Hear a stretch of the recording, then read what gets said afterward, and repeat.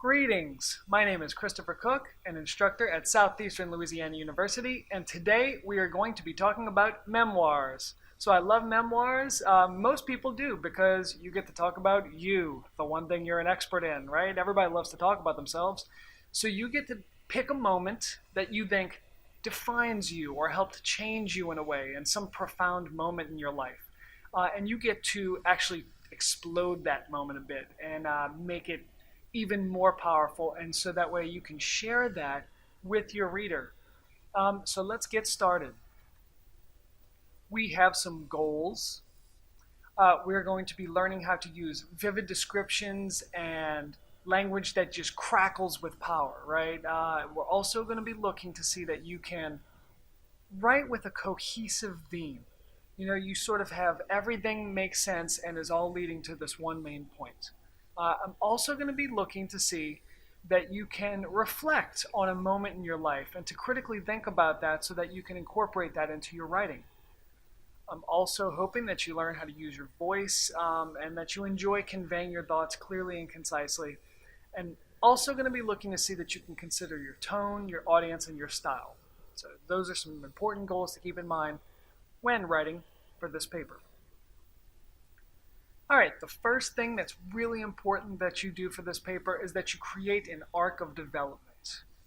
What that means is you're picking a moment that changed you or made you grow in some sort of way. You developed. So really you're a character in this story.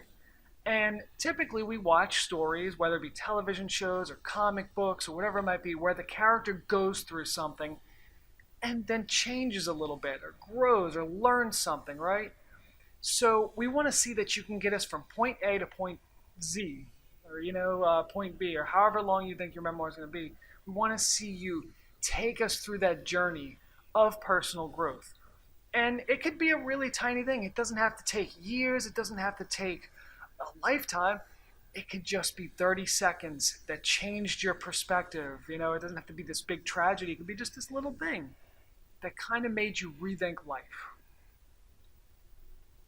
One of the things that's really important for a memoir is that you need conflict or tension. If you're writing just a personal narrative, then you could just kind of talk about something fun that happened to you one time. But otherwise, if you're writing a memoir, good memoirs sort of you foreground some sort of tension or struggle. So it could be inner turmoil, it could be something that you're nervous about, or it could be something that you're struggling with and you learn how to overcome it.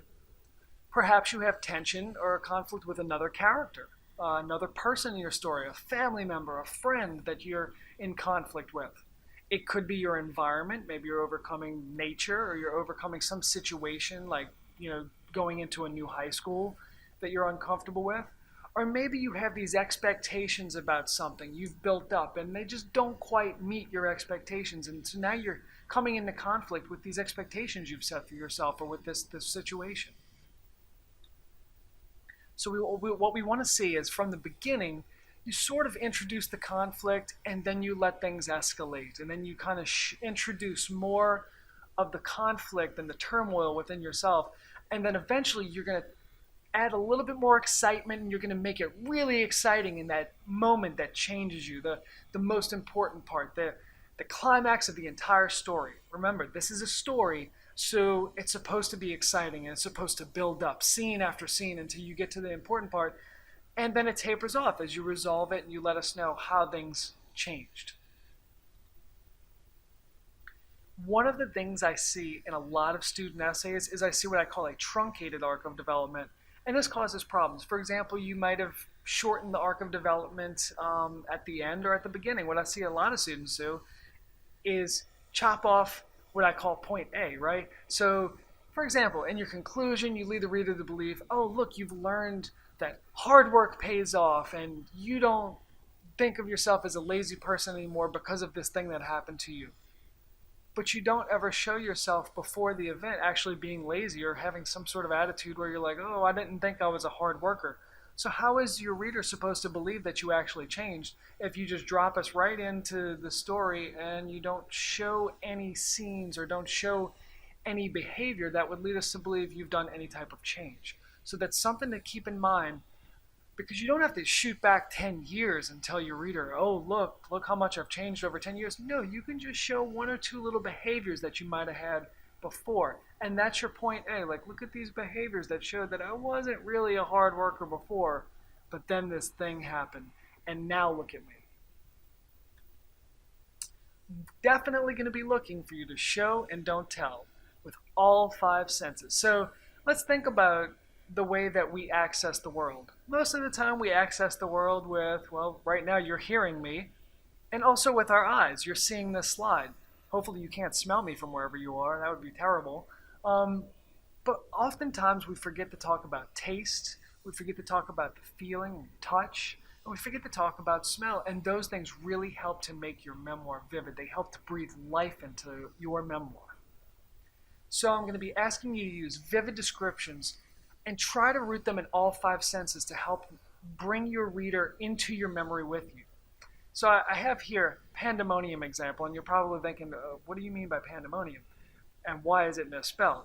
So one of my favorite memoirs that I've ever read by a student was called Pandemonium, misspelled because they used a panda. And in this memoir, the student had to dress as a panda bear as a mascot for a summer camp where the student was at. Well, this was in, good old Louisiana, and we know down here in the South it gets really hot during the summer. So the student had to be in the panda suit out in the heat in the middle of summer. Well, the student started describing it, and it was fantastic. It was like living in the panda suit with the student. The student said every time they put the helmet on, it smelled like body odor and sweat. And they would put this suit on, and it felt like they just put this heavy rug on them, and the sun would just beat down on them, and they just felt like they were baking inside of the suit. So there's your feeling. And then the smell of the suit, and it just always smelled like body odor. So now you're kind of smelling it. And then they would talk about how the sweat would drip and trickle down into their mouth while they were in the suit, and so they would taste the salty sweat. So now you've really built up the vivid descriptions, and now I feel like I'm in the suit with the student, right? So that's something to keep in mind. You can also do it, for example, when you're talking about, let's say, sports. I've seen some really good memoirs that talk about, where athletes talk about how they're trying to run the football in, but the lactic acid is building up in their muscles, making their legs feel so heavy, and they could hear the crowd cheering, and they could smell the concessions, and they can smell the grass and the mud as it's churned up underneath the feet of the football players. These are all ways to make those scenes come to life. And that's what I'm going to be asking you to do in your memoirs. You probably know most of us don't just stand there and talk at each other in a monotone voice, not moving. We use body language and gestures and tone of voice and all those things to convey our feelings. And you're going to be doing the same thing in your essay, because most of the time in your essay you're going to be interacting with other human beings. So think about it. If you were asking this person right here in this picture, this little girl, oh, how are you feeling today, Susie? And she said, I'm all right. If you described in your memoir, you asked Susie how she's doing, and you just said, I'm all right, your reader would say, oh, well, she's all right. But not if you said, Susie said with slumped shoulders, I'm all right, in a tone of voice that conveyed her sadness and the sadness in her eyes. Look at it. You could see the slumped shoulders. You could think about the expression where her head is just heavy in her hand there, right? So mannerisms matter. Tone of voice matters. Facial expressions matter. Dialogue also matters, right? Your dialogue tells a lot. So you want to use direct quotes when possible, and then talk about what the person's doing when they're actually talking. You don't have to overdo it, but just enough. Give us those subtle hints and clues as to how the person's really feeling when they're talking. So infuse your language with energy and just make it crackle on the page. And one of the ways to do that is to think about strong verbs and good adjectives, really nice adjectives, not weak adverbs. I see a lot of students use adverbs angrily and quickly and stuff like that. So let's look at a description, an example of how changing out weak adverbs can actually really strengthen it. And let's look at me describing this thing, or let's look at me acting this thing out.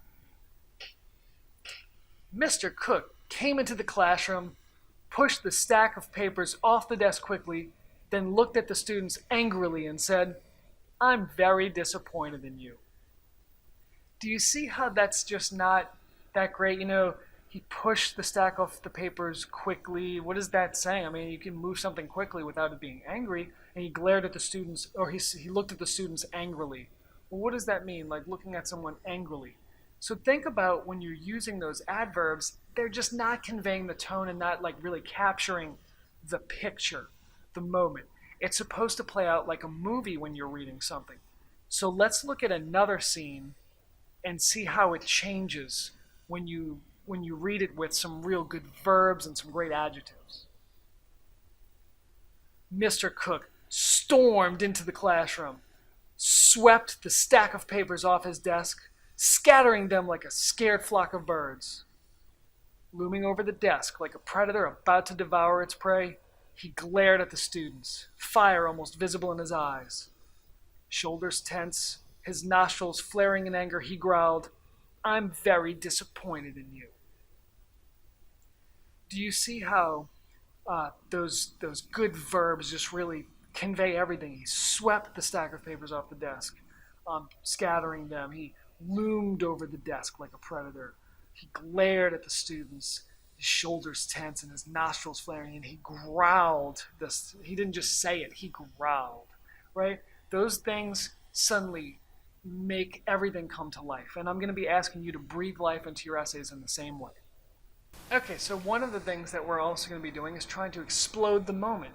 We're going to be turning the crux or the focal point of your essay into a moment that seems to just last forever.